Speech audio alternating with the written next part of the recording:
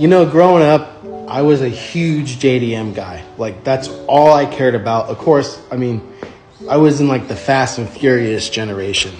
And I never quite understood muscle cars and classic cars and why like the old heads just loved them so much. Now I have owned exotic cars, supercars, sports cars, GT3s, Supras, and without a doubt, there is just nothing that compares to an old school muscle car.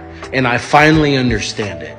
I have never been so emotionally attached to a car in my entire life. Like, I could sell a car the next day and I wouldn't even care. In this car, the bond I have with it, I can't even describe.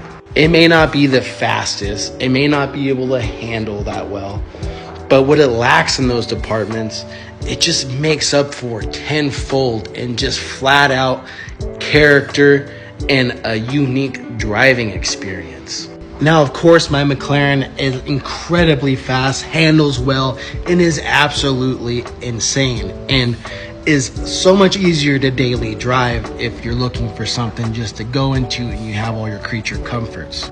But this car right here, every time I drive this car, it feels just as good as the first time I ever driven it. And I absolutely love this car.